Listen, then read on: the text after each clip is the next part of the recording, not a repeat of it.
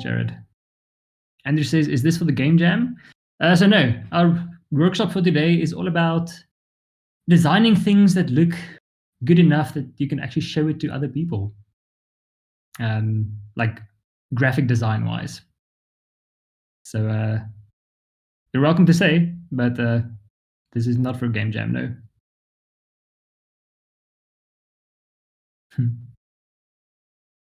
Cool. Oh, he's already left. Okay, awesome. Let me start sharing. All right.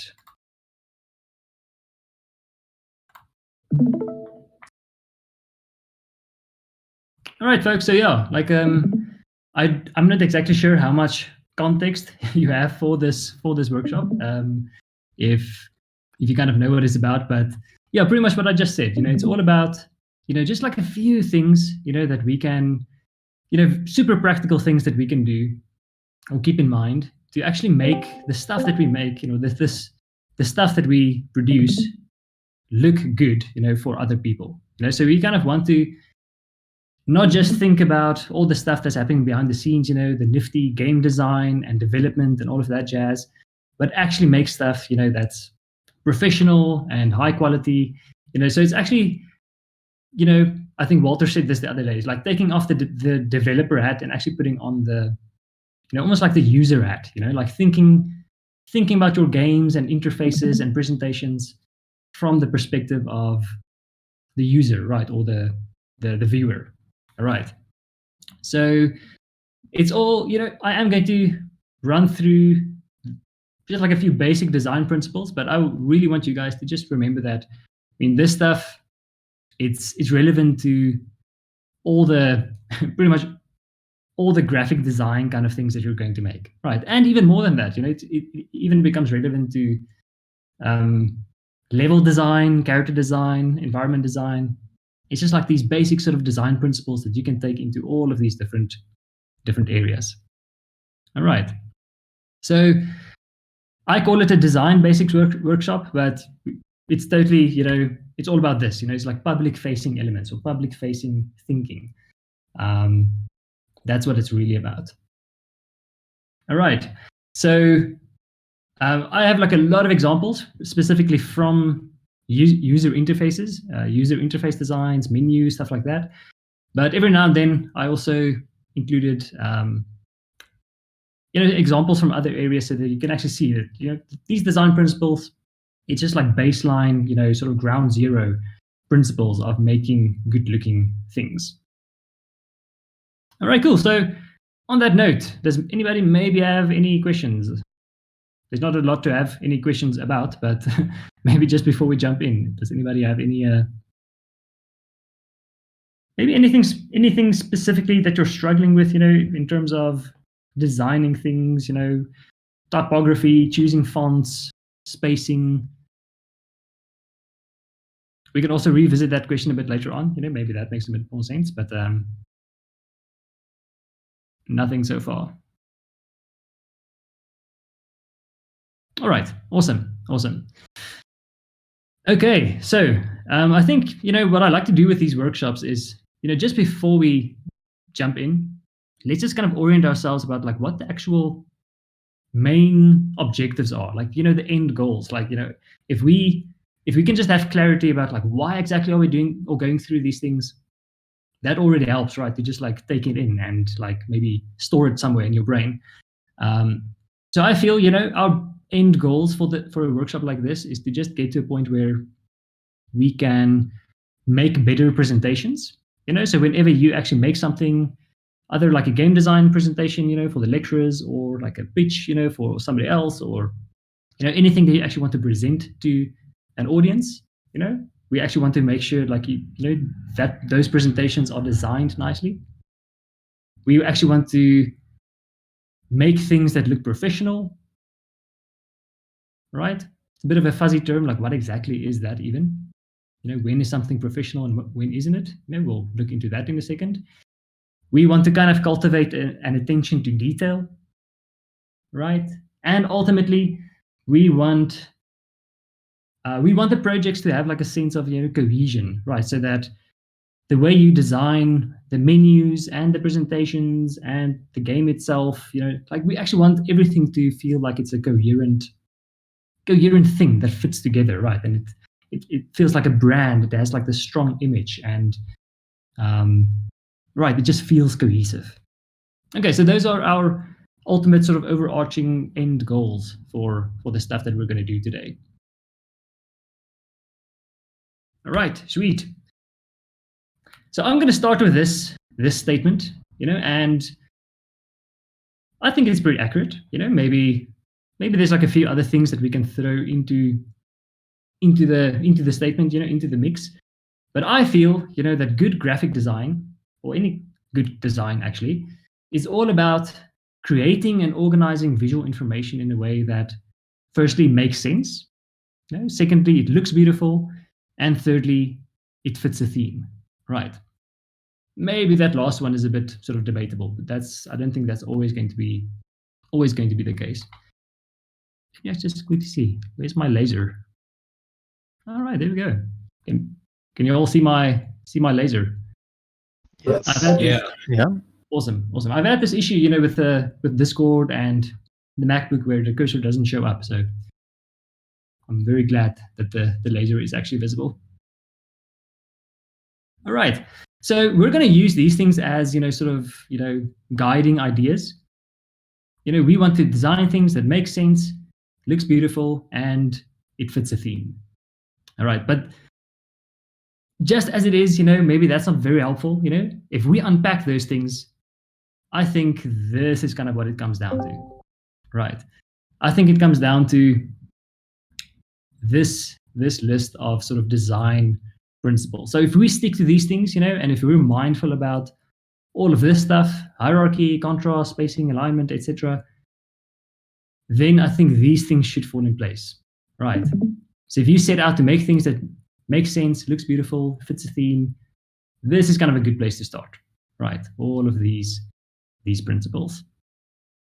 Again, in a second, we're going to take those things one by one and look at a few sort of real life examples and see how it's actually really a thing. It's not just like a bunch of words that graphic designers throw around.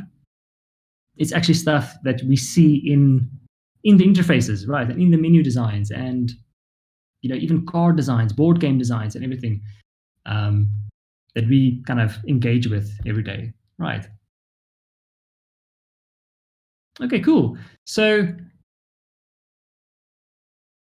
maybe just before we start with that, I think,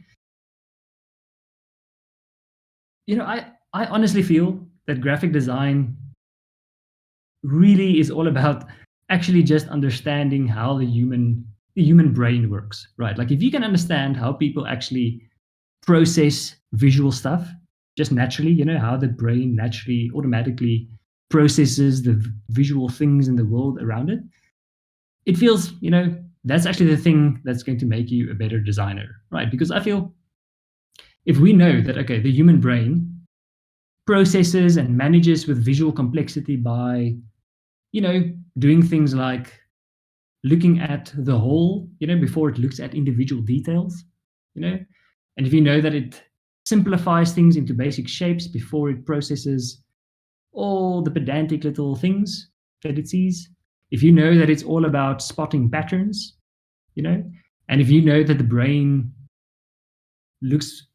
processes tonal values before it processes color, then naturally, you can use all of that stuff and base your designs on that, and immediately it's just going to make more sense, right? And it's going to be easier for your brain to process what it's seeing, right?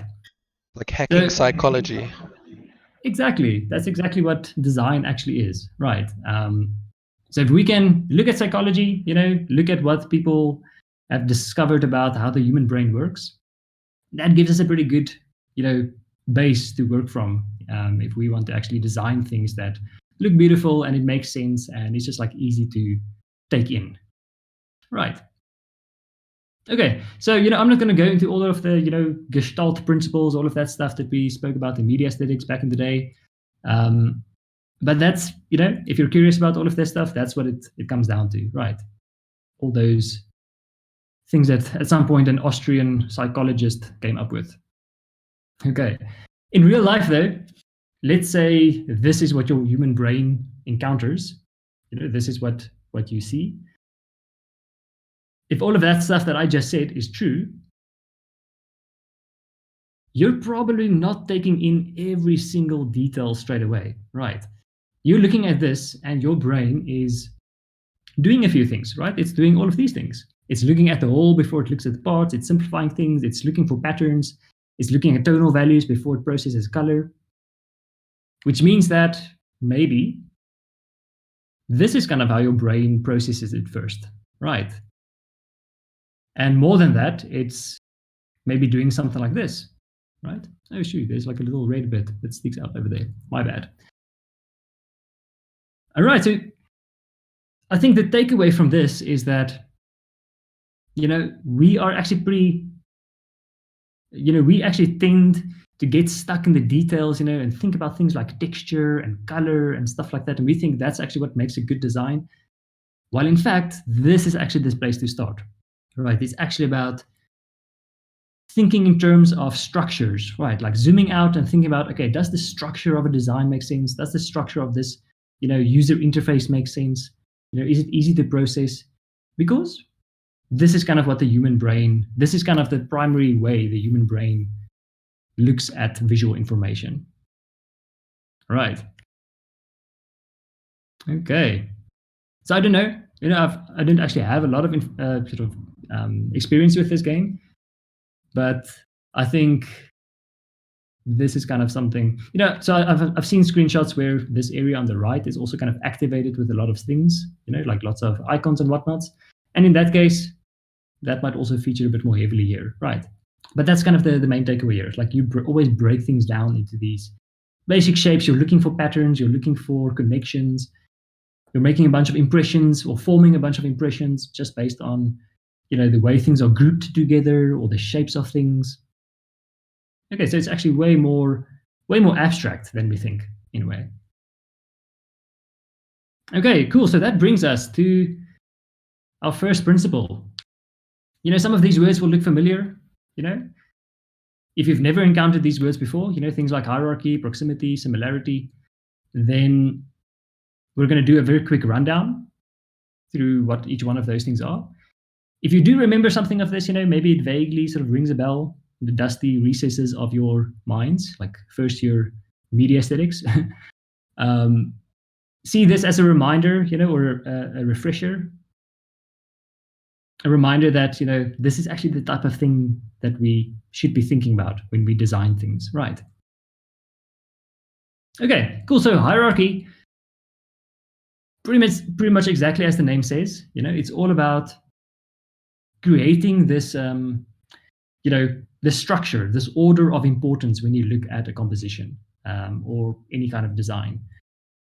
And your job, as a designer or a visual storyteller is to make it easy for the viewer to know what is the most important information, what is the least important information, right? And you do that, by tweaking things like the size of things, the colors, the typeface. If you're using like a thick typeface, that's obviously going to draw your attention, where a thin typeface might not.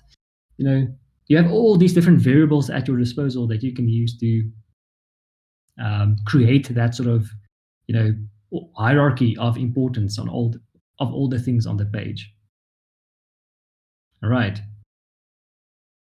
So if you look at this, would you guys say it's pretty obvious, what the hierarchy of information is here? Or, I mean, there's actually like a lot of stuff, right? There's like pretty many things a lot of things that jump out at you. But even so, would you guys say that there's like a strong sense of hierarchy in this image? Or, I mean, alternatively, maybe a different way to ask that question is, imagine all of the text in this whole composition was all the same size, right? It was all the same color. It was all sort of just crammed together, just like squashed together, like in one little cluster. Can you imagine how weird that would be? How difficult it would actually be for the viewer to just like at a glance know that, okay, this is the most important thing. That's like secondary importance. That's like third most important. Yeah, I see the gun and maybe hide and seek in that green circle there. Right. Yeah. So there's like specific things. They're based on size, color, the weight of the typeface, the contrast, and everything. Those are the things that establish those specific elements as more important than the rest. Right.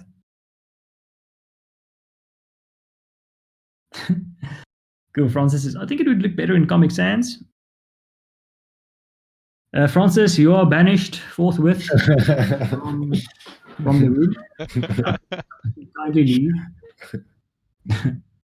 Yeah, Comic Sans, it gets a bad rap. We'll talk more about that in a second. But Comic Sans, yeah. So is this supposed to be a bad example? Because I don't feel like it I don't know. It doesn't.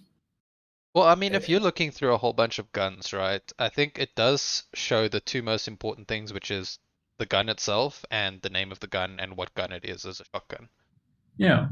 I think Yeah. also the color choice being, I don't know if it does work in this game, but purple is usually associated to mythical items. So this is a rare item. Well, it's not rare, it's mythical, so it is an important item. Maybe that is just a color choice, but I think there is a convention of using those colors to determine which guns are more important than other guns. All right. Yeah.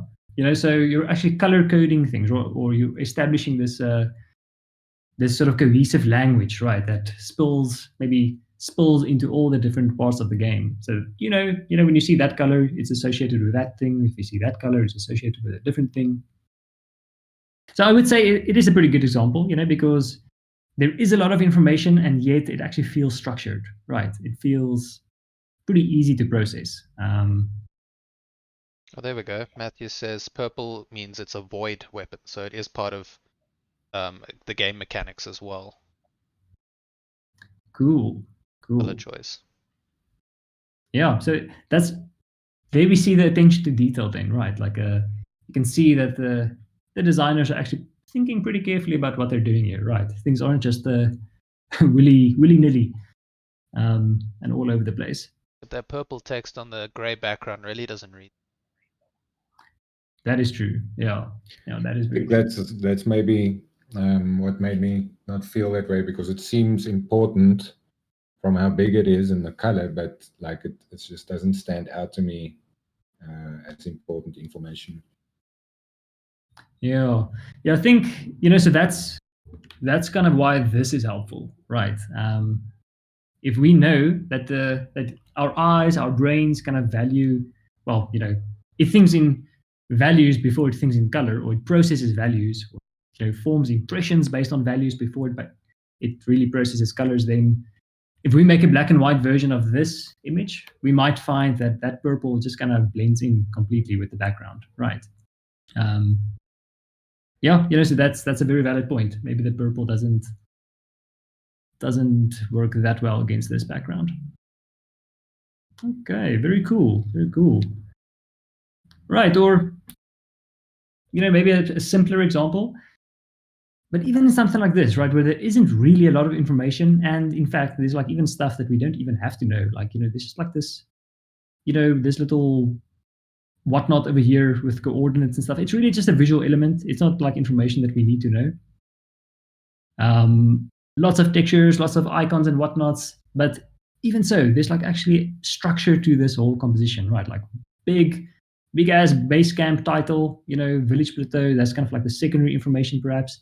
And then we see that all of these things, they exist on the same level, right? They are kind of like this. The whole visual composition here establishes that, okay, those things are similar in some way. So, you can maybe scroll through them, cycle through them, choose different options. But you have this sort of main focal point, first level of the hierarchy, second level perhaps, village plateau, and then we have all these other things, right? Okay, cool. So that's really the kind of thinking that I want to encourage you guys to have. Like, look for these principles in like crazy busy compositions like this, perhaps, but even simpler things like this. Or, I mean, we even have some examples from board game designs. Who would have thunk, right? That we see the same thing here.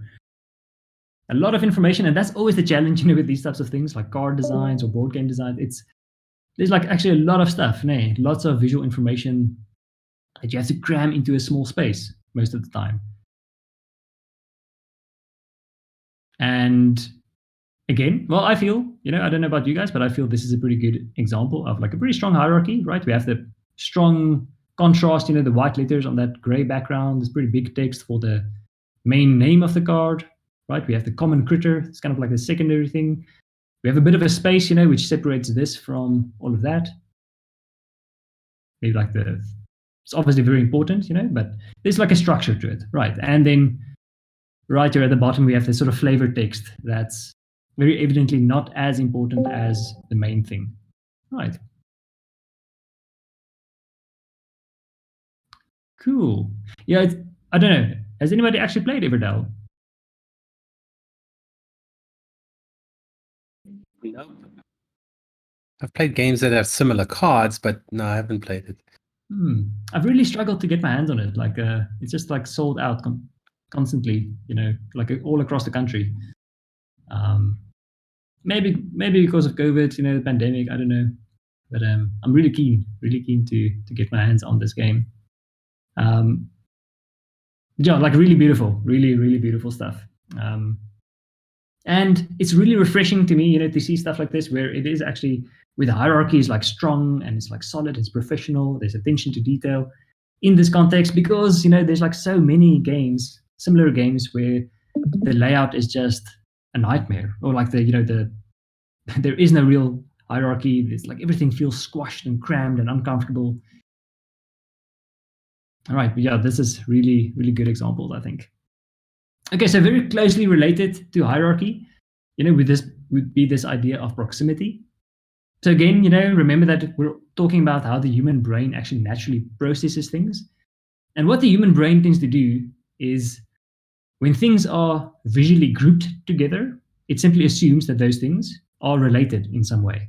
Right? It feels like a really silly thing to say, but that's one of the key principles of design, right? If you see things that are grouped together, you simply assume that they are related or connected in some way. Again, if we know that, well, then it means when you are designing something, a presentation, a user interface, what have you, then it means grouping the things that belong together, or making it very obvious that the things that are connected or related in some way are also visually grouped together. Right, so it kind of goes both ways. Okay, so we can probably think of like a ton of examples. Or if you keep your eye open for this principle, you see it like all over the place. So we see that, okay, there's like a bunch of icons over here. They are visually closer together. There's a bit of a gap between them, and there's like a different group over here. Obviously, your brain just assumes that, okay, well, this whole cluster of information, that's kind of related in some way. This cluster is related. This cluster is related. Those little things are related, because they're kind of this separate little cluster on the side, as is this. So the whole thing makes sense because those things that are related are visually grouped together, right? Okay, because that's what the human brain wants. It wants to look at things and it wants to see the structure. It wants to see the patterns. It wants to see connections. It wants to understand the order of importance. So then make it easy for the viewer by actually visually grouping things, right, and creating that structure for the viewer. All right.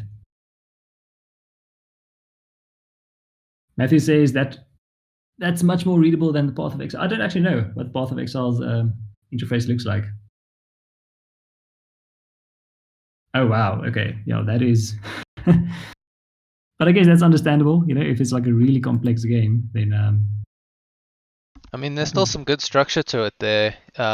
Based on that center kind of section, then there's those straight lines going out from that, creating sort of like a different subsections there. So even though there's a lot of information, you can still kind of navigate it. Doesn't feel too overwhelming. Yeah. Yeah, imagine that whole network of things if there wasn't any kind of negative spoil, if we didn't have those empty spaces between the clusters, that would have been Yeah. overwhelming, right? Okay, yeah, well spotted. Well spotted. Okay, sweet. Yeah, so Assassin's Creed, what else do we have? So much more basic example, but just to make the point that proximity is a thing. Notice how in this presentation, okay, we have the title, centerpiece, well, of that banner at the bottom. On the right we have the artist name, and then all these things that are sort of related. All the different studios, developers, etc. All of those things are just grouped together, right? They're visually together because they belong together, right? They are related in some way. It's the same kind of information, so it makes sense to group them on one side. Okay, so it goes from complex to very simple, but proximity is like one of the best ways of just creating structure, and like I said, that sort of attention to detail and professionalism to any kind of design.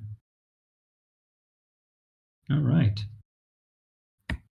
Cool stuff. And then lastly, a similarity. Well, I say lastly, but it's the last part of the first section.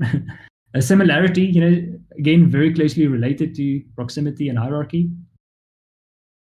It simply means that, when we see things that are visually similar, same as with proximity, we simply assume that they are related, right? So again, if we know that this is the way the human brain works, then your job as the designer is to probably make sure that those things are related are also visually similar, right? In terms of contrast, color, shape, size, texture, typeface. Okay, so let's see a few examples. Again, so much information being thrown at you, right? And this would also be a pretty good example of proximity. The way many of these clusters are just kind of grouped together. So that helps you to understand, okay, that must be one type of thing, that must be a different type of thing, instead of everything just like blending together, right? Okay, but in terms of similarity, we can see that there's kind of like a visual language to the specific things, right? Or like the different types of elements that we have on the page. Like on the left, we have all these elements. I'm not exactly sure what all of these things are, but on the left, we have these sort of diamond shapes, and they have colors and they have little icons inside. Okay, so that kind of establishes a visual language for those things. At the top, we have all these little rectangular boxes. On the right, you have, again, rectangular boxes, but they're more sort of elongated. These things have borders at the bottom. So, you're establishing this visual language to show the viewer what the relationship between the different things are, right? Or which things belong together, which things are related. All right. Cool. Right, so back to Assassin's Creed. Pretty basic example again. But simply the fact, that some of these blocks are like big and some of them are small. And again, that combined with proximity, that's the thing that creates the structure here, right?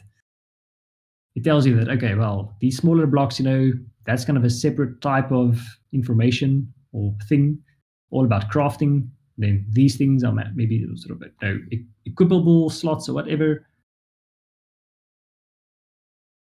So simply keeping the shape consistent, between those things that are relevant to each other or related to each other, that helps your brain to understand what's going on here.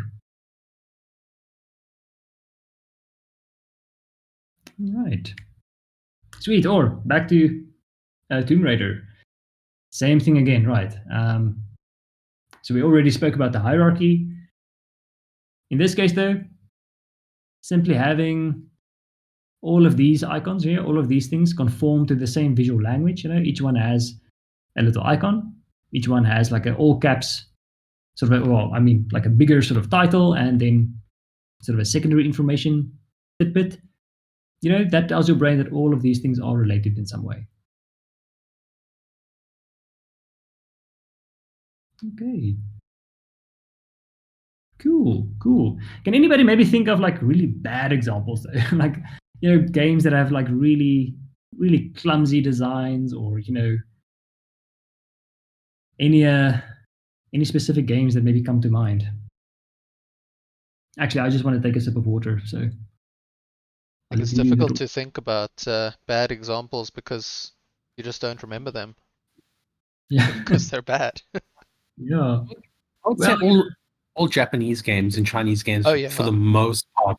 Like Genshin is probably one of the examples that I think, like talking about all the headings we're talking about, there's a certain design language. Whereas a lot of maybe it's just because we have kind of a Western mentality to the way Yeah. we read information, and so a lot of Asian games just their design, the colors, the fonts, everything is just so alien, and it just doesn't read well. I always struggle. Like I'm playing Kingdom Hearts 3, and I'm just like, this is so ugly and it's so horrible. The But game it'll probably itself look is so so much better pretty. in Japanese.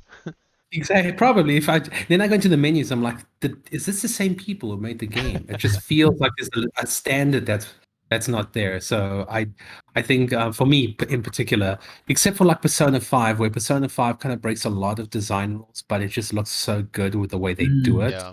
But outside of that, just in general, a lot of the games that I really enjoy playing just have a horrible sense of design as far as the Japanese and let's just say Asian games. It's an interesting point that about the cultural differences and stuff. I wonder if the directions of reading is different because they read also from right to left in some cases. Yeah, that's a good point. Yeah, so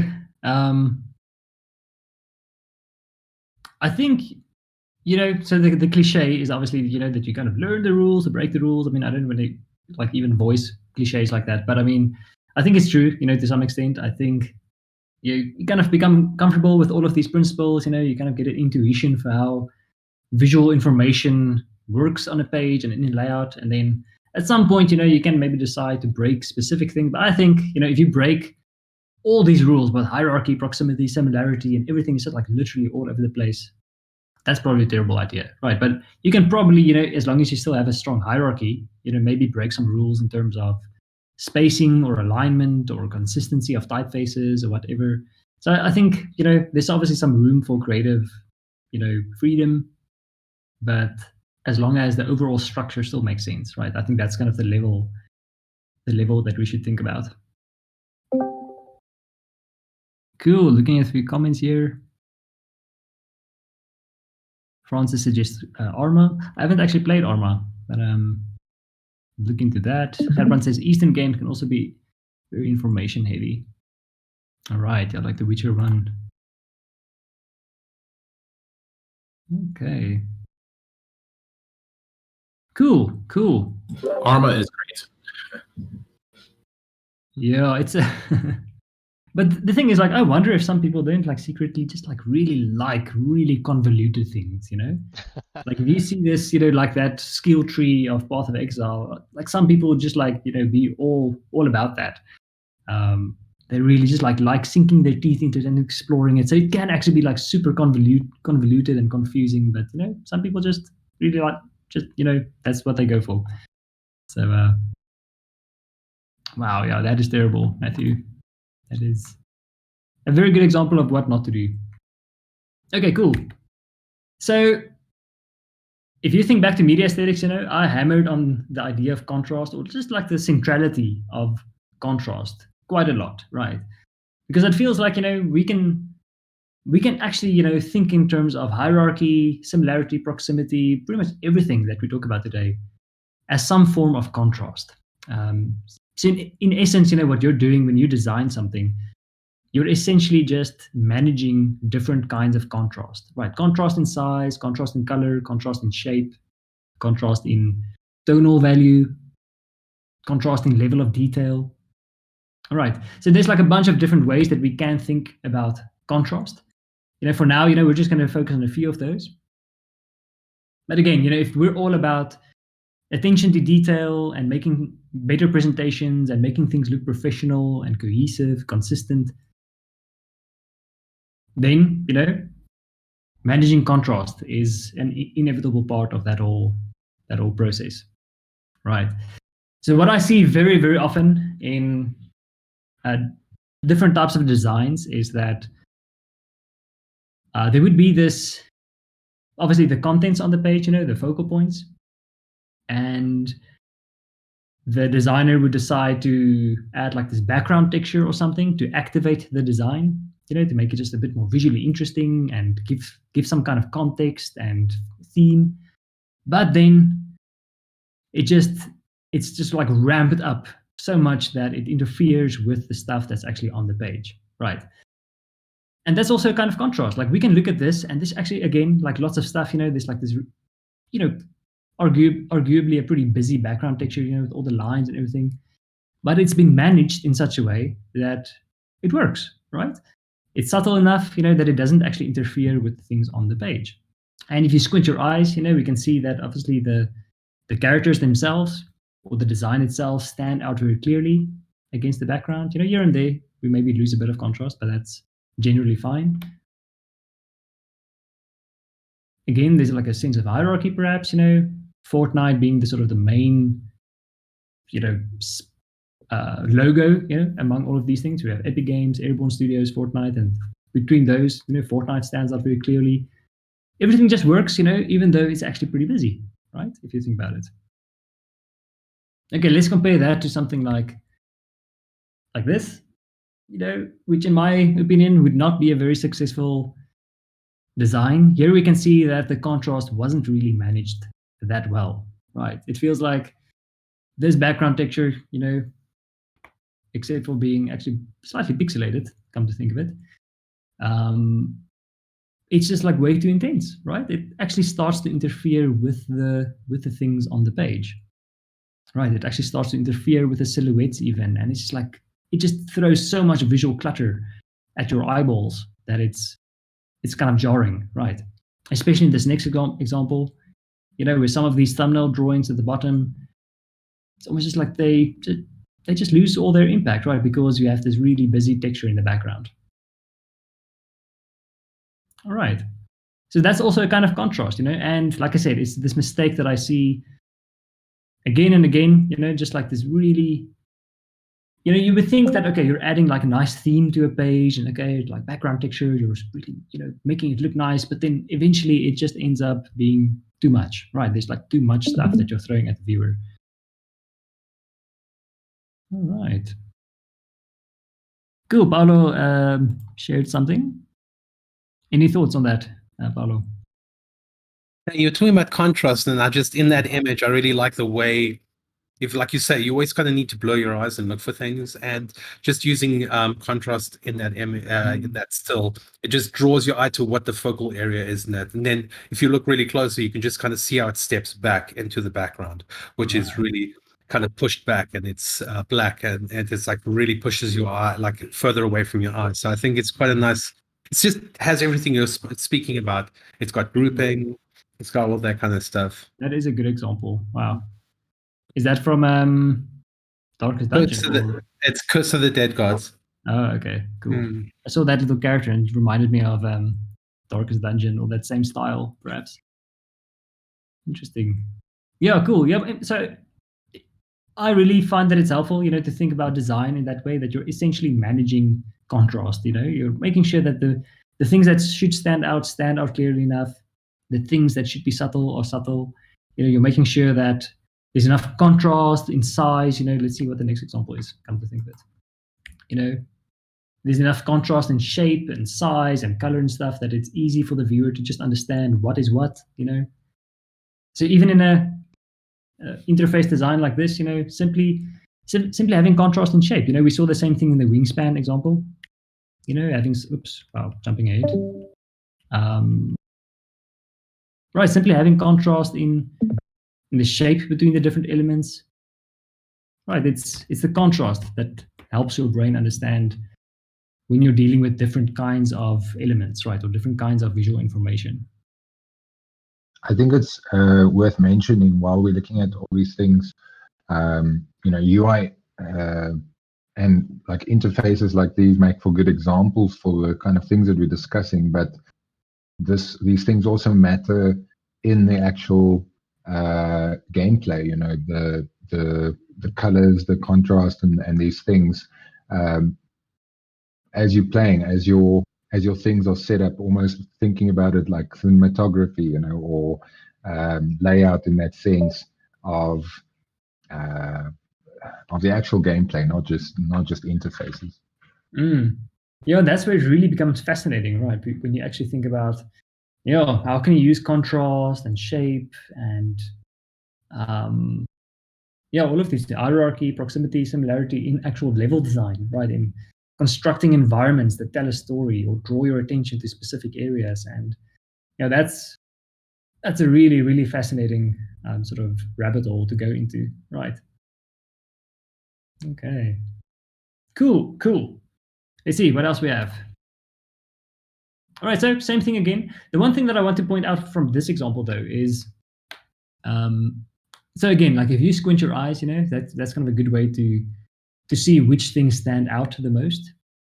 So you can obviously see, that those big, the big text, the white all capital text, some of the icons, and this thing on the left, all of those things are obviously most contrast heavy, so they kind of jump out at you. But then also notice how nice it actually is to have these softer areas, right, where nothing's really happening, right? We just have these empty, sort of grayed out, very subtle blocks, in the inventory, I guess. We have some of these sort of grayed out titles over here, text. But then that's actually what, in a sense, those things seem to act like a bit of a texture in a way, right? It's almost like it becomes this soft visual texture to activate the empty spaces between these islands of contrast, right? So to think about, we don't just want the main thing to stand out very clearly. We actually still want to have like a bit of visual texture, right? We actually want that sort of softness in between. That's also kind of a rule of thumb, I think, to go for these beautiful kind of designs, right? So very similar to these examples. It would be nice, to maybe have like a few areas of like maybe intense texture, but then it just needs to be managed, right? That it's mostly subtle and soft, where we need the focus to be on the other things, right? And again, you're managing the contrast. That's a very cool way to think about it, I think. Right, we want the subtlety, but we also want those areas that are kind of in your face. All right, cool. All right, so spacing. Any questions though? It feels like I'm running through these at quite a pace. Any questions, perhaps, or any anything to mention? Anything to any gains that maybe come to mind? Again, I think the other thing that people very often say is that good design is invisible. So I think that is mostly true. When a design just like really works well, you tend to not necessarily think about it, unless you're very specifically paying attention to the design. But I think you can also make a case that it's kind of difficult to think of good examples because you didn't really notice it just because it was so good in a way.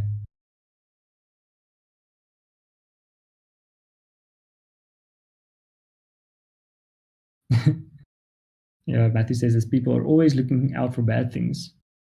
Yeah. All right.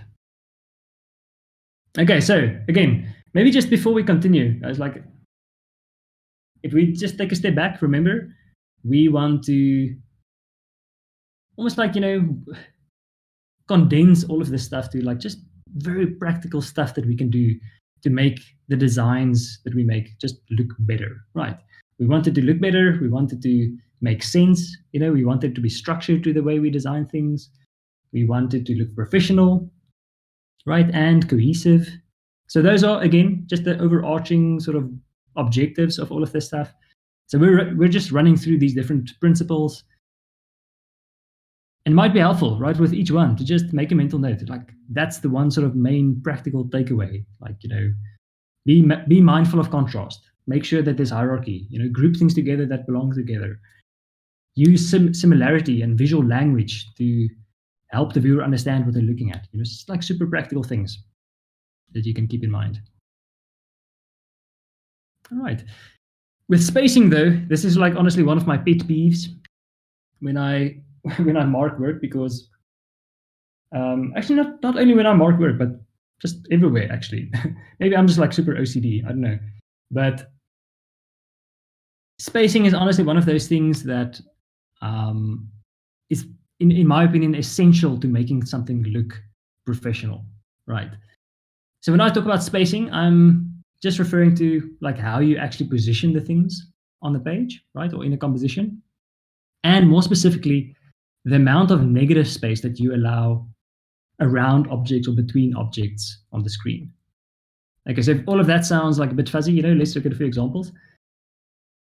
One thing that I see very often, in especially like in the presentations, like the concept art, portfolios and stuff like that, is people would go and think that, you don't want the things on the side, like the title, the banner, the, page number or whatever, to interfere with the things on the page. So then you like squish them onto the edge of the page, right? Like those things would like literally sit right on top of the edge of the page. And typically, that's not what we want to do. So the first thing I think we can take away from the whole spacing idea is that we do actually want some space, just this margin of empty space all around the edge of the page, right? And this is true, I think, in most interfaces. It's true for presentations. All right. I think it's honestly, it's difficult for me to put my finger on exactly why, but the rule of thumb is that just makes things look better. It's really awkward, to have this element that's like maybe physically touching the edge of the screen. It's like touching, but it's not overlapping. It's just like this awkward, moment of tension. Maybe it goes back to magnetism of the frame. That idea that we spoke about, media aesthetics. It's just generally a good idea to have enough space, this margin of empty space around the edge of the page.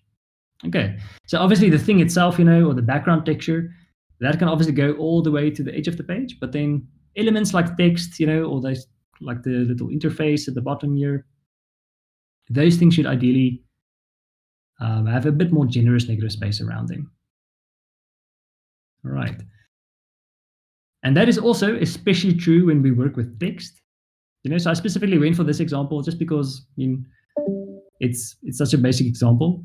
But notice how the text, in these speech bubbles, it doesn't actually sit right on top of the edge of the speech bubble. We do actually have that little bit of negative space, right? That margin between the text and the edge of the speech bubble. Right. Okay, so massive part of just making it look professional, its attention to detail, it just looks better, right? Okay, so next time, when you add text, whether it's like a paragraph or a title or like the inside of a button or whatever, just be mindful of the amount of negative space that you leave around the word itself, right? And here we can actually see both of those ideas. We see the margin of negative space around the edge of the page, right? We don't have any elements that are like literally on the border of the page. But then also between these elements, we actually have, it just feels like the composition breathes, right? Just because we have like this generous negative space. Right, instead of squashing things together.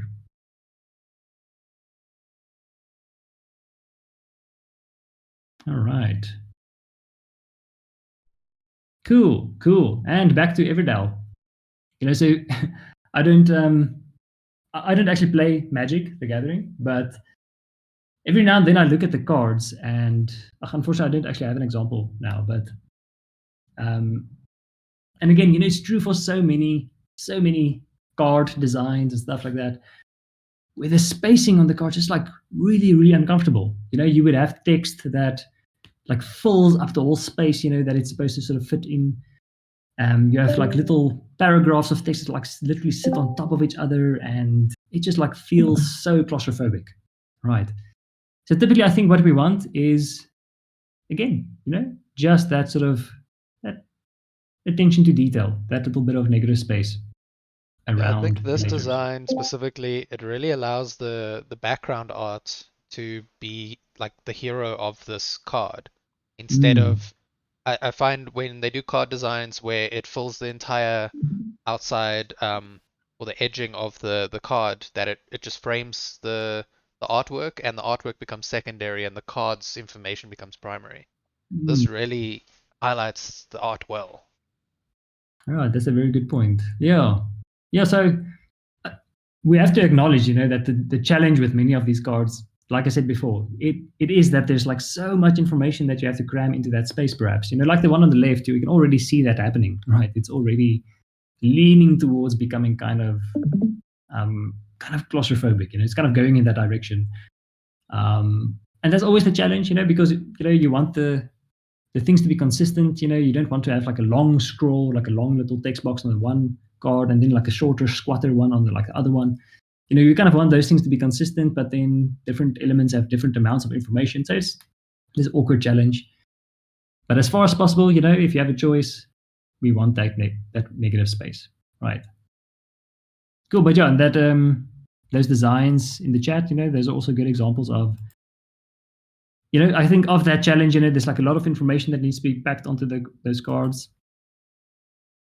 But sometimes, I feel even in cards that don't have that problem, where there isn't like a lot of information, some card designs are just, such that it feels really uncomfortable, right? And it doesn't feel professional and, like nice, like polish and finish off, right? Okay, cool. So by the way, the artist, for these Everdell cards, his name is Andrew Bosley, just in case anybody's curious about that. He's on ArtStation, so you can actually find all these beautiful artworks. Cool. All right, yeah, so I did include this one, I'm curious to hear your thoughts. Like, what do you think of the spacing or the general design over here on this, in this design?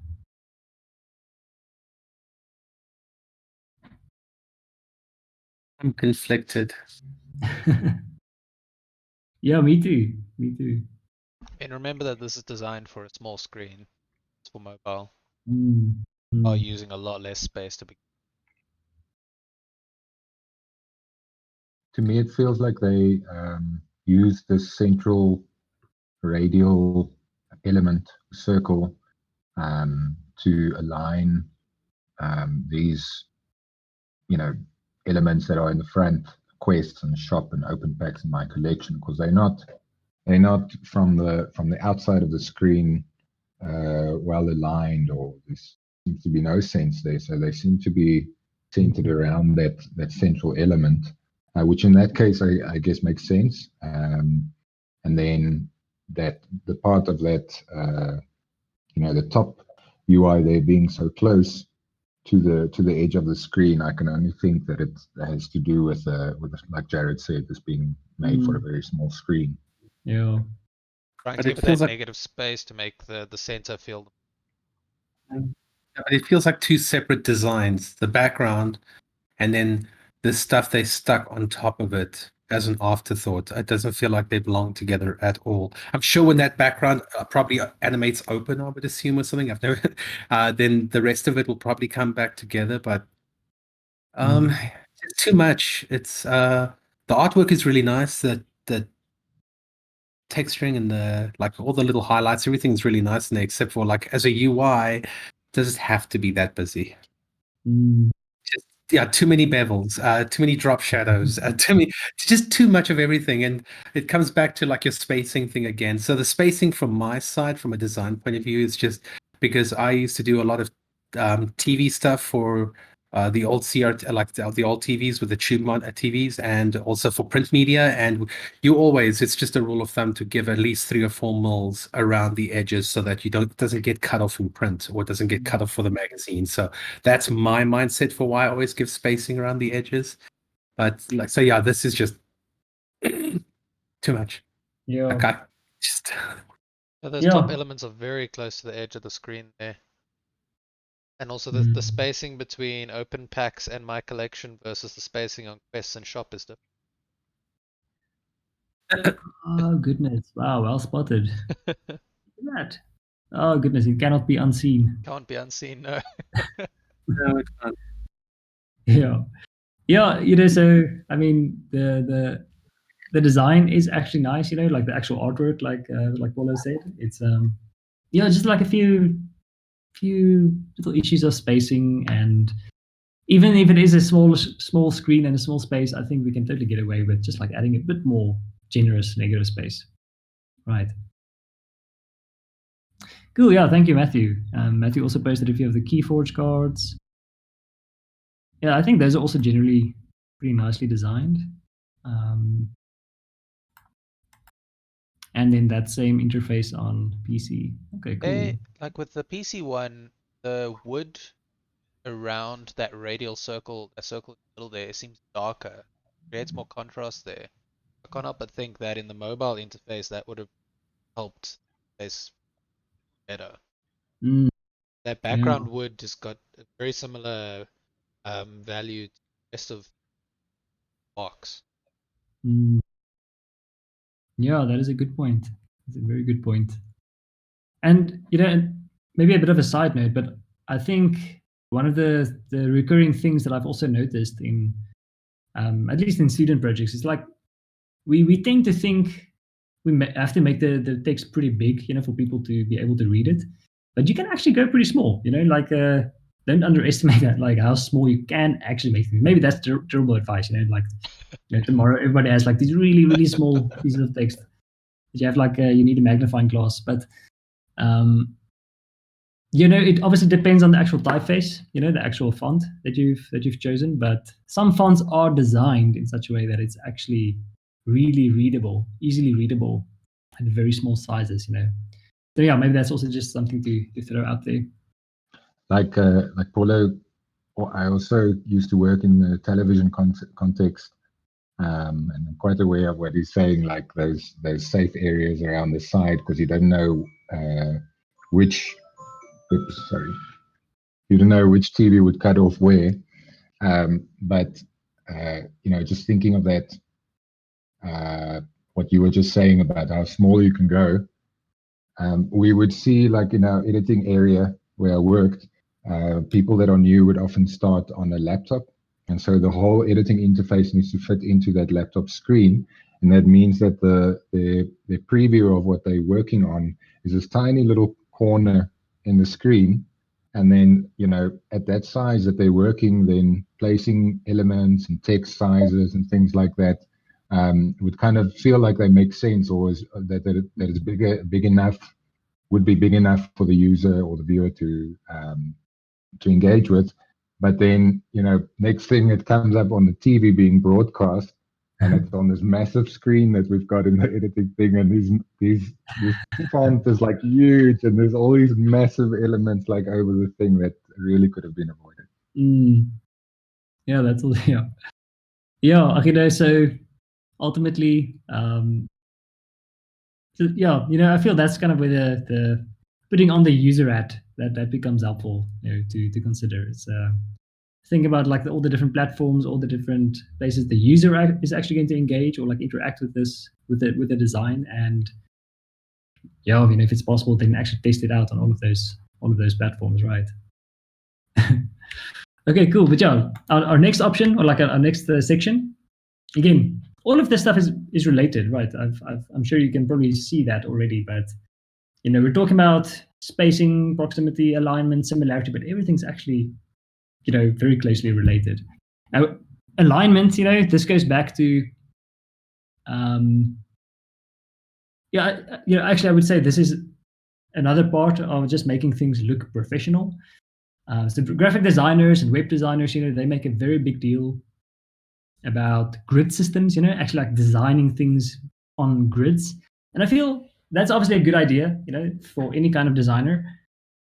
But if you don't want to go into grid systems in detail, and really, it can be a bit of a rabbit hole. it feels like, again, there's just like a few basic things that we can keep in mind, and it's immediately going to make the designs look more professional, right? So when we look at a design like this, again, your brain processes like a lot of stuff, and there seems to be structure, or at least I think there's like a sense of structure in this design. And one of the reasons that might be is it is actually based on like a bit of a grid, right? Underneath that design, so to speak, there's the skeleton of this grid system, that actually shows us that, okay, wait, this, all these options at the top left, it actually sits on the same line as those things on the top right. The bottom, the top of the page on the right, it actually lines up with that little scroll bar. There's actually a line, very subtle little line, next to loadout, and that actually aligns with the left of this whole section.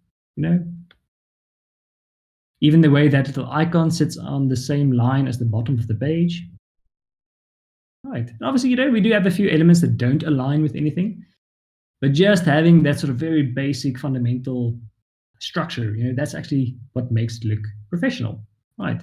And I have like a ton of these examples. We can go back to this example and we can see exactly the same thing, right? The moment you sort of start dragging out guides and lines and things, you actually notice that, oh wait, yeah, all of these things sort of align. Obviously, the end of or store actually aligns with the things at the bottom there.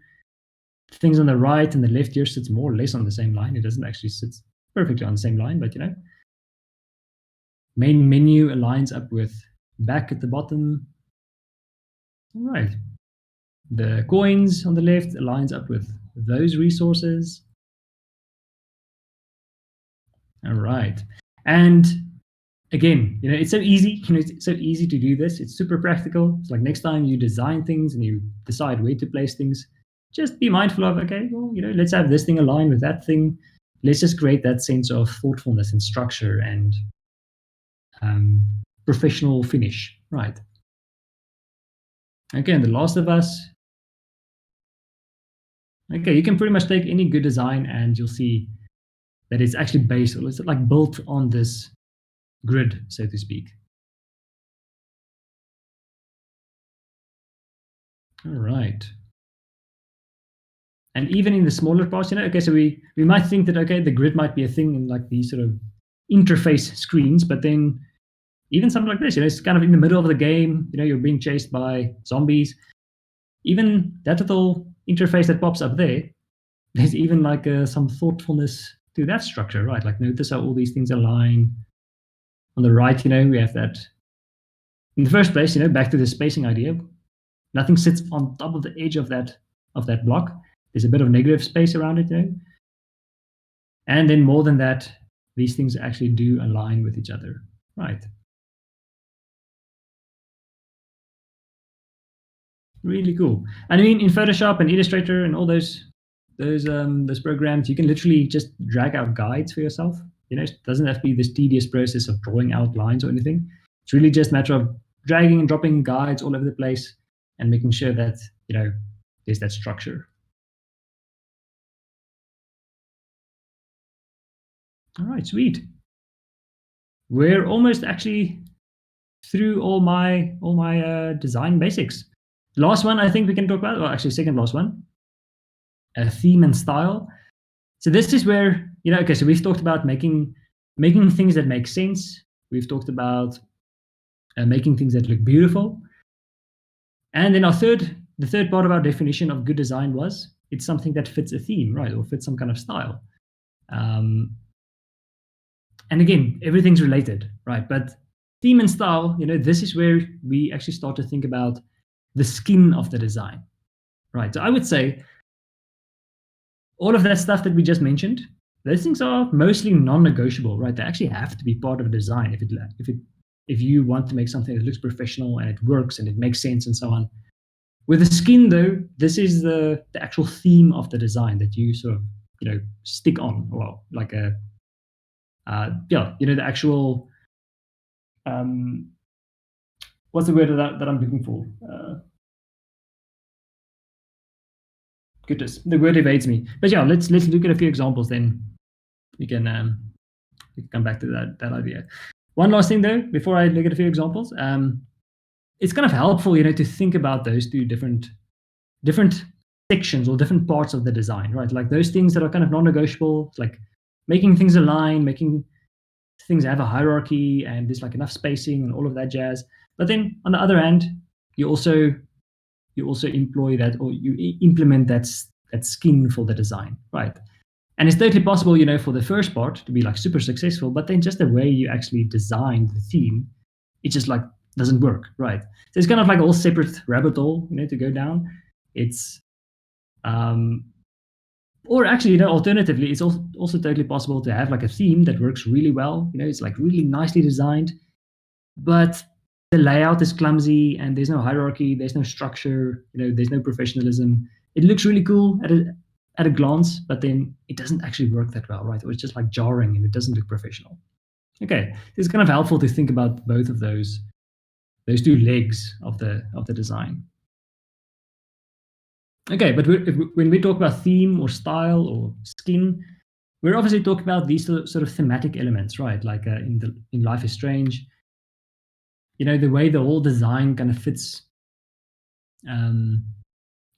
Well, this section of the game at least, fits the sort of sketchbook or journal kind of theme, and then that is carried through into the typeface here, the choice of typefaces, the icons, pretty much everything, right? The background textures, everything is sort of informed by that theme, right?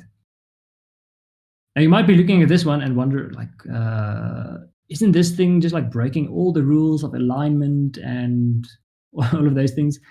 What we said earlier, right? You can definitely break some rules, but if we take a step back and we look at this, it still makes sense, right? Nothing is jarring, nothing is like super cluttered, even though there is like all of this sort of thematic stuff on the sides, it doesn't interfere with the readability of the text. There's still evidence of thoughtful layout, right? Even the way the contrast, in color, it actually shows us very clearly where we are, which section are selected. Matthew says, is it meant to be like a journal entry though? Yeah, exactly. If I remember correctly, it's supposed to be like the journal that sort of keeps being populated the more you play the game.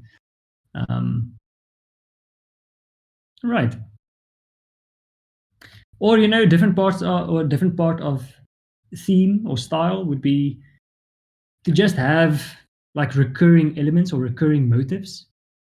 So even very, very subtle things, like if you look very closely in the background behind the selected option, there's like this sort of all these diagonal lines, this pattern of diagonal lines.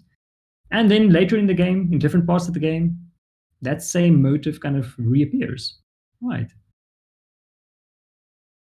So I think we can make the case that theme is only so successful as it is consistent, If you really want a theme to feel cohesive, or the whole experience to be cohesive, we kind of want to take that theme and drag it through to all of the different aspects of the game, right? All of the different interface designs. Right.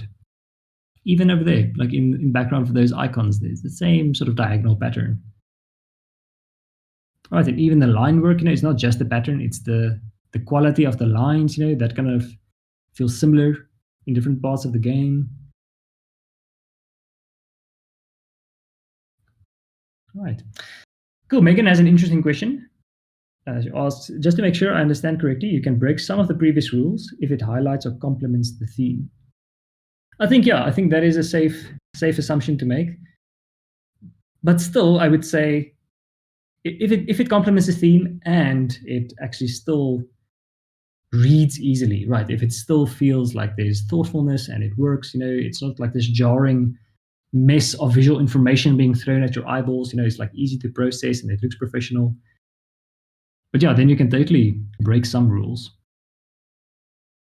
Right, and I'm guessing we've all seen games where there would be something similar to this, like a journal entry or something, and then it would be this perfect text, like this perfectly aligned text, and it would be like this cold digital kind of typeface. that doesn't work so well, right? Like this whole theme kind of lends itself so well to things being slightly messy, you know? But even if it's slightly messy, there's still structure. It still reads easily. There's still actually generous negative space around the text, and this, color coding and visual language in the icon designs, and it just works, right? All right, so back to this example. With many of the presentations that I've seen, yeah, I'm thinking most of the concept art presentations, but motion design and so on as well. Like, I can see that the student actually spent a bit of time, designing a theme and incorporating like background textures and frames and all of that stuff. But then it feels kind of disjointed with the actual subject matter of the project, right? So in this case, I think what we're looking for generally is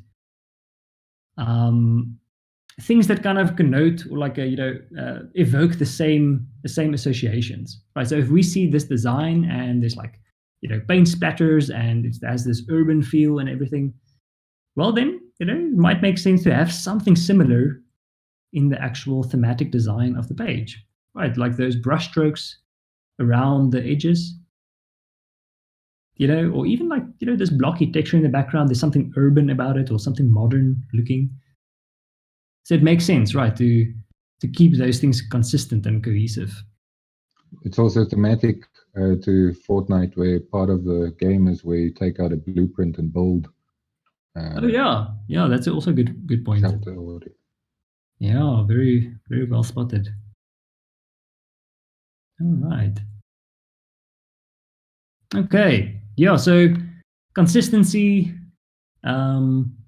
recurring elements, recurring motifs, like the patterns, or having a theme like this that kind of informs everything that you do. Typefaces, the line work, and everything. Those are all parts of making that theme successful, right? And this one I found really interesting because I think one of the main things about working with a theme or trying to implement a theme is to actually work with good references, right? Very few of us actually have like this massive library of perfectly detailed things in our heads. We actually have to. You might have like a vague idea of Japanese buildings look like that, or Eastern European landscapes look like that, or what have you. But I mean, if you really want to make things thorough, and carefully considered, then we probably need to work with references, right? And that's kind of exactly what the designers of this game's interface did. I'm not exactly sure if this is Kona or Kona. Sometimes there's a little thingamabob. But this is kind of the way the final design ended up looking like. It went through a ton of different iterations, all based on sort of 60s and 70s advertisements and poster designs and film credits. So we can see something like this, and I don't know about you guys, but I feel it does evoke certain connotations. I can't exactly put my finger on it, but it feels like those old sort of retro, or some of those old retro movie posters where it would be exactly like this, like this red, sort of a flat color, like very often yellow text the top, and then also like the harsh drop shadow and the same kind of thing at the bottom. It feels like it evokes some kind of connotation, right? And then I did some research, on the process, and it turns out that's exactly the stuff that they kind of looked at, right? Like they looked at these posters, advertisements, and whatnots. They looked at intro, like a credit, like movie credits, like this, for The Shining. And based on all of those references, they actually went through all these iterations and they found that final design. All right.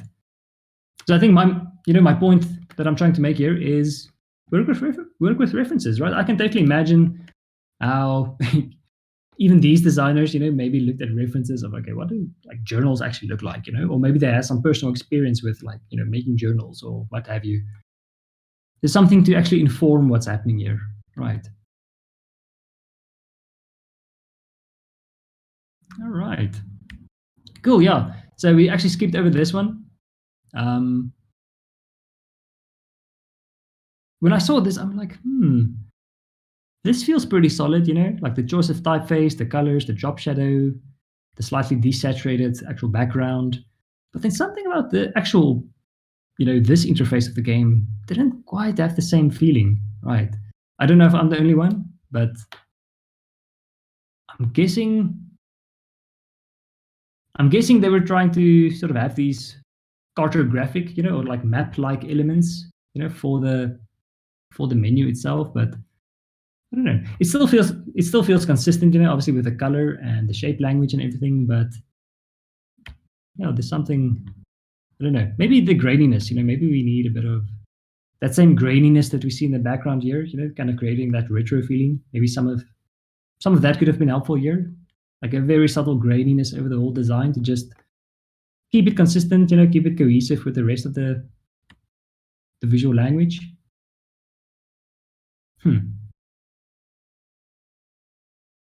All right. Cool. Yes, Paolo actually shared some Persona 5 or one of the Persona games. Yes, Persona. Goodness, what do we make of that, though? Well, you were talking about theming, so I thought, what the hell? It breaks a lot of rules. It's like, like we normally don't like to have more like than 2 fonts complement each other. They kind of just said, fuck it, and threw all of that out the window. But if you look at the design, it kind of fits into, like, there is a grid format, there's grouping in those images. Yeah. Even kind of the, like, a very traditional of game within the combat where you have that kind of radial design around the character. And the same thing you just showed in that one image where it's the radial menu is a thing in game design. It's just like, if you don't have a radial menu, I think players don't know how to choose stuff anymore. It's just their brain kind of falls over. But yeah, no, look, it's busy, it's vibrant, and definitely catches your eye. So whether it's good is debatable, but it's definitely eye-catching and it definitely works for the theme. But you can see there is a designer behind that. Like the designer understands the rules they're breaking, and they're really walking that fine line. Or at least for me, I think they're really treading very lightly with that design. But it is very striking, though. Yeah, I totally agree. It's it's almost like they literally set out to break as many rules as they can. So it's just so busy. But I totally agree. So I think the ultimate, at the end of the day, you just have to take a step back and consider, okay, well, does it still actually work? Does it feel usable? Does it make sense? And then does it actually fit the themes? I think, well, I assume, I'm kind of speculating here, but I assume this game is heavily inspired by just the sort of energy and craziness of anime in general. It feels like I'm looking at like an anime, title sequence or something. Yeah, definitely. And if you watch just how the interface actually functions, and even in gameplay, showing all those text elements, it's making use of a lot of motion design techniques to also highlight certain pieces of information over others to create that contrast. So even a still might look quite chaotic, but in motion, it makes a lot of sense. All right. Yeah, that's also a good point. Yeah, I'm intrigued. I'm very intrigued. I guess another way to look at checking all these checkboxes basically is that all of these things are important to consider within the context of the role that it needs to fulfill. Yeah. And that could be with strong theming, or it could be whatever. Like if the game's theme doesn't really work with a very nicely grid, aligned structure, you don't want things to look too clean or what's the word, clinical or whatever. Then there are certain parameters that one can work within, bending the rules a little bit, or how those rules find new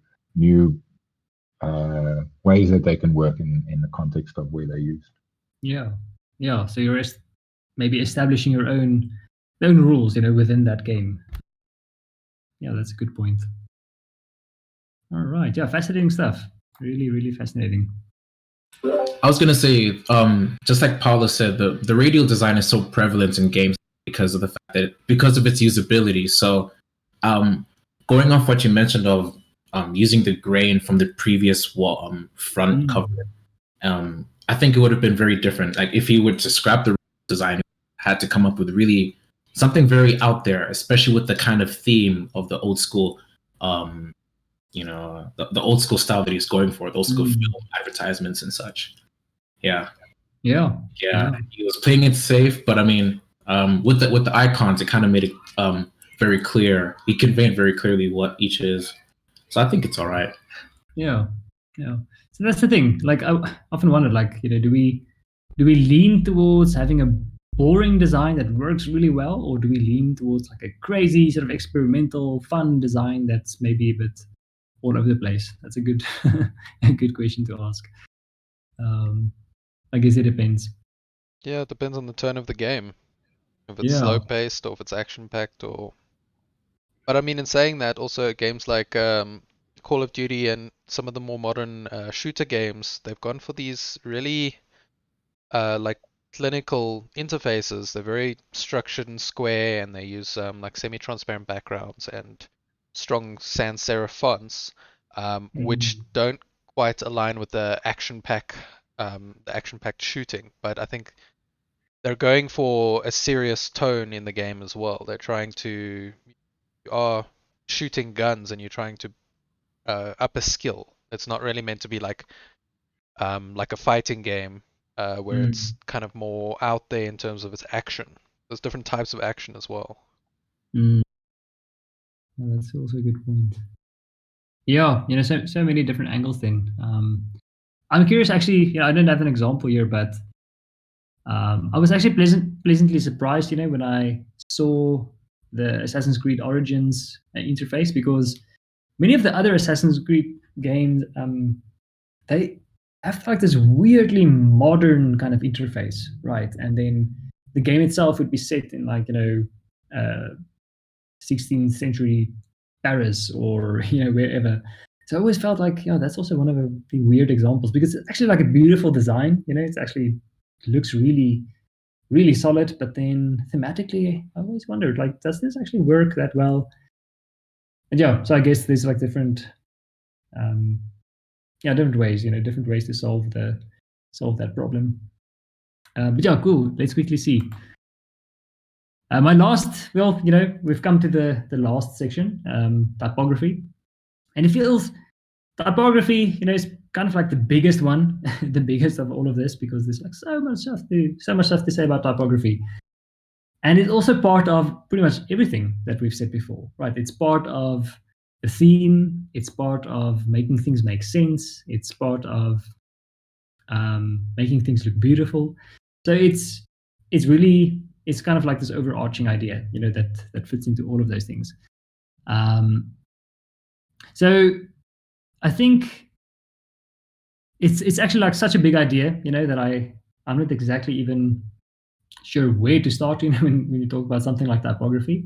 So I've decided, like like what we're after is just like very practical, super practical considerations. Like next time you sit down and you design something, what are those things about typography that you need to keep in mind? Okay. And I think for this, I'm actually quickly going to jump over into, Actually, I do have a few examples, so let's quickly run through them. Okay, so we did see this one, so obviously one of the first things about typography that we should be mindful of is how it fits into the tone of the game. And I mean, tone is such a fuzzy idea to me. I would usually come up with words like, if we look at Life is Strange, the tone of the game, I would say it feels very human. That's kind of like one of the words that come to mind. It feels very human. It feels very kind of real in a way. So then, if that's the case, and we are dealing with this sort of journal design in this particular example, then it makes sense, to find a typeface, or even create a typeface that conveys those characteristics, right? Like it feels human, it feels real, it feels like it's actually like you can almost imagine that being like a physical handwriting of somebody. Right, so to think almost about the personality of the game, and then looking for a typeface that fits that personality. Let's see. All right, yeah, back to this one. So in this case, like I said, the assassins. This isn't actually Control. My bad. That's oops. That's the wrong name. But with the Assassin's Creed games,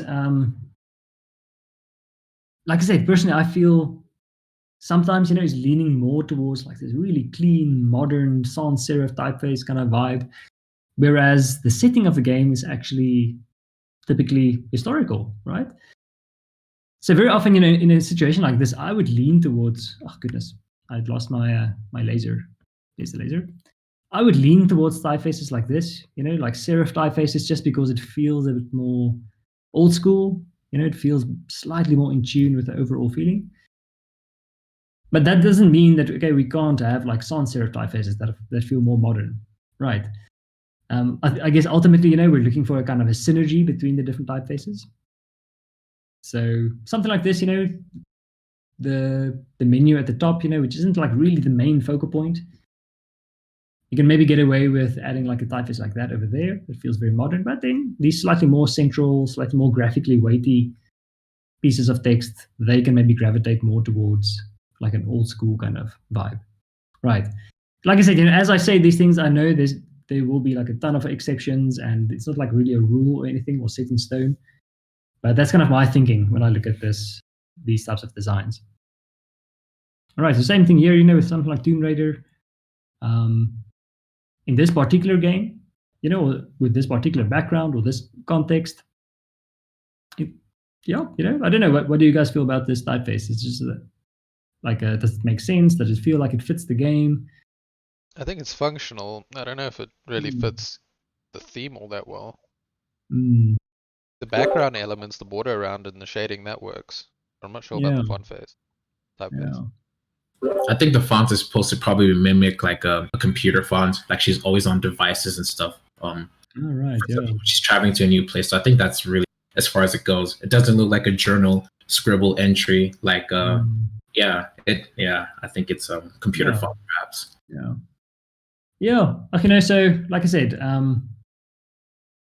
typefaces are tricky to talk about in that way. It's sometimes we can have like a super modern, clean, digital kind of typeface, with a game that's all historical and old school, and it totally works for some reason. Sometimes like vice versa, other way around. So it's really tricky. It feels when we look at typefaces, like I said, if you think about the personality of a game, we can kind of think about typefaces in the same way. Like, what would be the personality of this typeface in a way? Like, what would the tone of that typeface be? And then some typefaces will just feel very functional, like we said, very functional. Others would feel a bit more goofy. Others would feel like, playful. Others would feel scary and kind of dangerous and intimidating. Others will evoke connotations of like specific cultures or subcultures or moments in history, whatever. So you kind of think about typefaces along those terms, like think in terms of the personality of the typeface, right? Okay, so Inus, one thing. Sorry. Yeah.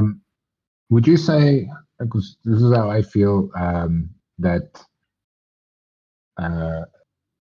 adjusting what font you go for, to make it suit the theme, I feel personally like it should be subtle changes. That you still want to focus on legibility, making sure that things come through, and that there's perhaps an influence of the theme of the game or the setting or whatever. But that doesn't mean that if it's like a I don't know, whatever game, like Age of Empires or something, like it doesn't mean that all the text that you've got there is to like have this medieval kind of feel. You can do that in your main things like your headers or your section heads, or you could do that with the logo or whatever. But my personal preference is to apply subtlety to theming to text. Yeah. No, definitely. That's I'm so glad you say that. When we look at mostly like all of the examples that we just saw today, we would see, like legibility and readability. That's always the most important bit. And it's not like every single piece of text would adhere to or be like this very obvious, thematic kind of typeface. There's a subtlety. That's always a thing that I hammer on, right? Let's look for a good example though. Right, yeah, maybe this is actually a good example, right? It feels, okay, we do have that sort of slightly more thematic, designed text, with the actual title of the cards and the secondary, the unique critter little tidbit.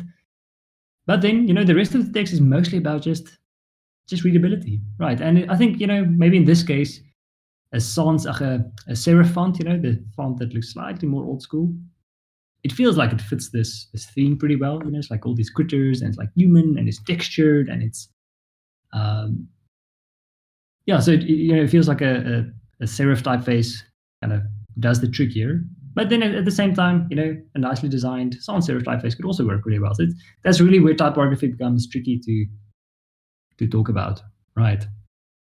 But ultimately, subtlety and legibility, I think those are the things, those are the categories that we should think in. All right. Small side note, now that I see this, is it isn't really a problem here, because it's like really short pieces of text. But like a very practical thing that you can remember when we talk about typography is to not have big chunks of text be all capital letters, right? I see that all the time. And it's just like as a rule of thumb, it makes text difficult and like tiring to read. If you have to read like this whole paragraph of text in all capital letters, it just becomes really tiring on your eyes, right? And it's like jarring. And mostly I think that is because, when we read, we didn't actually read letter for letter, right? You actually read the whole shape of a word. Like we recognize words more than we actually just like read letters in a way. So what happens in an all capital, all caps font is the shape of the word actually becomes like very uniform, right? Like everything's like very similar.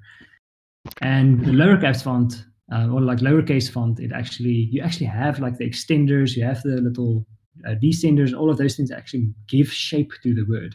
So with something like this, as a rule of thumb, if you have like paragraphs, that the viewer or the user has to read through, then 99% of the time, rather go for a lowercase font, right? Or like lowercase letters, just like normal straight up letters instead of this all capital letter type of thing. Cool. All right, but yeah. So in a game like Control, it feels, in this case, it feels like this typeface was probably chosen very well. It feels just like this straightforward typeface, it's like clean, sans serif typeface. Mostly because I feel the whole vibe of the game, the whole theme of the game leans towards the sort of very, office setting is like this corporate space in a way. It's like so modern, minimal in a sense, like modern minimal. Yeah. It just like feels it fits, right? It fits with the rest of the theme of the game in a way, but in a subtle way. Like it doesn't have to be. If we determine that, okay, in this game we're dealing with like office environments and stuff like that, it's like mostly modern, kind of like a modern setting. That doesn't mean, okay, now we have to go for like a typeface that is like very, very obviously from that context, right? We just need something that's sort of on a personality or a tone level, like that subtle level, needs to echo the overall theme. All right, like these big chunky letters for Dead Space, it's all sci-fi. Angular letters kind of works with that theme. All right, cool. But yeah, like quickly back to the last slide before I ramble on too much about typography. So this is actually such a cool option, and whenever I bring this up, actually I should open that up. Whenever I bring Adobe fonts up, people are like, "What? This is like super cool," and you should all have access to this, with your virtual window accounts. I believe that is the case. And it's just like such a great resource for well-designed, good professional typefaces, which, by the way, is all about that sort of slightly more subtle thing that we just spoke about. So if you go to a website like, the font, that's typically where people go, and you might find some good stuff here, but typically we have to be very, very careful with these sort of very over-the-top typefaces, right? In media aesthetics, I always use those examples of like, these sort of zombie letters, or like letters that look like it's actually like dripping blood, or scratch marks of like some kind of werewolf or whatever. Like those are the fonts, honestly, that we want to avoid like the plague, unless it happens to be like a very well designed font, and we're going to use it for like maybe a title design or something like that. If you are going to choose fonts, and you're not going to design your own typography, then we just have to be very careful with crazy fonts like this. So, with most of these types of websites, you'll find. Actually, I haven't been here for a while, so let's see what categories do we actually have. Do you think one might go as far as to say that the higher up in the hierarchy it is in the design, the text, the more it can and perhaps should be themed, and the lower it is in the hierarchy, the less it should be themed. That it's clear and that it's just readable stuff on that third level of reading. Yeah, that's a very good way to put it. It's on those lower levels, we can go for subtlety. We still want, on a very subtle level, to have the typeface to echo, fit in with the theme in a way. But I say that, very loosely. And then, like with those levels of the hierarchy that are more graphically weighty, like the title or maybe like a secondary information, we can go for slightly more designed, like over the top type of typefaces. But in general, man, this stuff, it's just, like I said, avoid it like the plague. It's just like a some of them look passable as a logo, right? But nowhere beyond that. Your second reading, you already want to get rid of such a lot of theming, and exactly even more if you go smaller. All right. That's cool. Yeah. So, this is the one option, right? Like the font and 1001 fonts and those things. But then Adobe fonts, like I said, you should all have access to this, and it's free. And all of these fonts on this website is actually, like, all the licenses and everything is sorted out. So if I understand it correctly, if there's a font on this website, then you get to download it or like activate it and use it for whatever. And like I said, it's just like it's good, professional, well-designed typefaces. Inus, what about Google Fonts? Google Fonts, I actually haven't played around with that, because I've just been enamored with Adobe Fonts, but that should also... Yeah, it looks very similar to this, actually. Right. Yeah, so it, like I said, I just maybe one last thing I want to say about typography is when we talk about the personality of a typeface, like even a typeface like this, it has a kind of a personality, right? On the surface, it looks just like a straightforward, there's nothing fancy about it, just because we don't have stuff like this going on. But if you look closely at the typeface, it actually feels pretty formal, right? It's leaning, or in my opinion, is leaning towards like a slightly more old-fashioned, elegant kind of feeling. The very pronounced serifs, that little bits at the end of the strokes, those make it feel, I think that's the thing that makes it feel so formal. So, this typeface has a personality, right? And if we look at something else, let's see.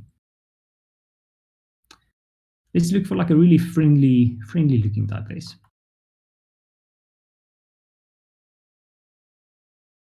Right, so probably something with like rounder shapes, softer serifs, or like no serifs at all. Let's see.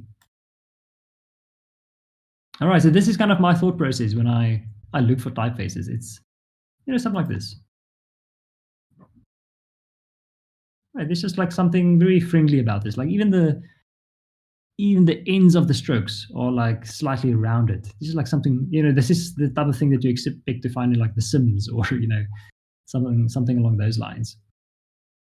All right, big round shapes, lots of it feels like it has more generous width, like the letters are actually wider. It's thinner, it's like more uniform, we don't have like line variation stuff. It just feels very friendly, right? Friendly and modern and approachable, accessible. Okay, so that's kind of the categories that we should think in when we look for typefaces. Like Walter said, we can go like here and there for like these really over the top kind of typeface choices. Even so, be careful of like websites like The Font and so on. But then for the most part, we can go for like typefaces that in a very subtle way fit the theme of our game, right? Or fit the mood, fit the vibe, fit the general feeling of the game. And I'm curious about this one though. Right. All right, yeah, so we can go through all, well, you can maybe do that in your own time, go through these slides again, or maybe just, be on the lookout for interesting typeface choices in games or user interface designs. And then, like I said, my main takeaway from this is like let's sort of cultivate that subtlety, that slightly more subtle approach or way of thinking about fonts. All right, cool. And then like Paolo also said earlier, there would be some designers would say stuff like in a design you want to actually stick to like one or two, maybe three different typefaces. I always feel very kind of conflicted about that rule because I think if you can choose your typefaces in such a way that they still complement each other and it's like the one is competing with the other one, you can actually get away with like having quite a number of typefaces. But then you have to have like a very careful intuition, like how do these typefaces actually go together? Like how do they fit together? How do they talk to each other? Like does it actually feel consistent and cohesive, and so on? All right. Cool, guys. Yeah, but I think that's actually it from me. Does anybody have any questions or anything else you want to mention or bring up? Paolo, Walter, Jared, anything from your side, perhaps? You mentioned that you were going to speak about being detail-oriented or attention to detail, which did come through. Is there anything that you feel like could just be mentioned on that? Yeah, so in my mind, the detail that comes in things like the spacing, the alignment, that in my mind, yeah, that was sort of a, let's go back to my breakdown. So these sections on even contrast, just like managing contrast carefully and spacing your elements carefully and aligning them carefully. In my mind, that's where attention to detail comes in. Yeah. Yeah, and even something as simple as like spelling. yeah, definitely. Oh man, yeah. So, it's so unfortunate, when people spend hours and hours and hours like designing something, like with the concept art portfolios. And the whole term they would have like a working title, and then right in the end, week 7 they would come up with a new name or something, and then I would never really get to actually see the name until I mark it, and then it would be like this glaring spelling error in the game that changes the meaning of the game completely, or like change the meaning of the title. Yeah, spelling, goodness, it's very unfortunate when there's like typos like that.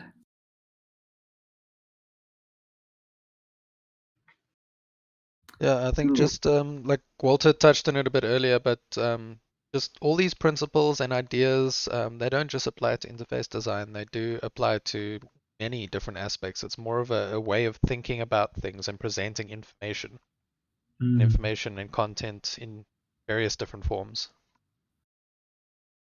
Yeah.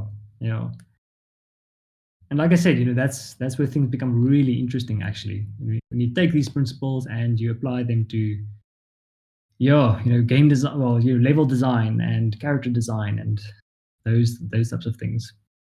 And Megan asked, sorry if this was already answered previously, but where do we get access to the slides? So I'll make a PDF of the slides available to, or I'll give it to Jared, and then I guess Jared, you can just maybe Cool. Yeah, I'll do that. distribute it. Yeah. All right. Cool. Yeah. Most of the time, I try to include the names of the games and the artists where relevant. Here and there, I think I made a few mistakes. I wasn't detail oriented enough. I think it was right here at the end. Yeah. So these say it's control. Pointed them out. But yeah, these were actually not control. They were Assassin's Creed. Okay, cool guys. But yeah, that's it from me. So I'll stick around, just in case anybody has some questions. But yeah, I think something to add could be again just what you've mentioned a few times of putting on the hat of the user or the person that you're making this for to play this game or to engage with what you're making. Thinking in terms of this term we're discussing, user or player onboarding. Having what you makes sense to the player, whether whatever elements of the game we're talking about. And this workshop is helping one think or realize that you need to think in how the viewer perceives it. The player could misread certain things because of a small thing you didn't think of, like contrast. Not to say that that's small, but contrast or clustering of things, of maybe alignment that's a bit out in terms of like that grid, and then it doesn't make sense to you where the hierarchy of that specific element is, what it fits with. Just looking at that screen now as an example that's currently there on Inus's screen. If some of those things that are laid out in the far corners were just a little bit misaligned as part of, let's say, that store thing on the top right, if that was a bit more in line with like that 28 that's there, it wouldn't have made sense on what level that you're interacting with things. Whereas you can see with the alignment that whole top bar is to do with sort of your overall navigation in this area. Which intuitively makes sense, but there was some thought put into making that make sense. So if you put on the user's hat or the viewer's hat, you can look at your project.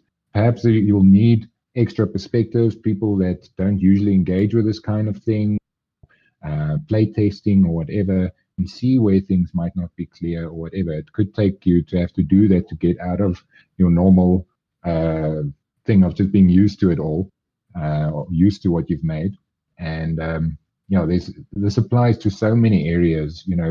We are trying to, in our creative work, communicate something, and through not paying attention to little details like this, or thinking about how the viewer might perceive or misunderstand little things or big things, you then end up miscommunicating, and the message just doesn't really fall on their ears.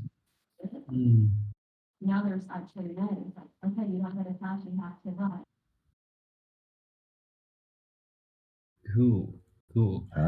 I wasn't sure if I was supposed to catch that, but Did somebody say something? Sounded like it, but maybe it was just in the background. But yeah, thanks, Walter. Yeah, that's helpful. Like having somebody else, just sort of somebody that's not really involved in the project. Like ask your grandma, does this user interface make sense? And they're like, what is so that's helpful. Cool. All right, thanks guys. But yeah, that's all I want to say. So yeah, thank you for tuning in. I'll stick around, just in case anybody has some questions, but I guess we can call it a day. Thank you for this, Inus. It's been great. Thanks so much, Inus. Great Thank insights. you.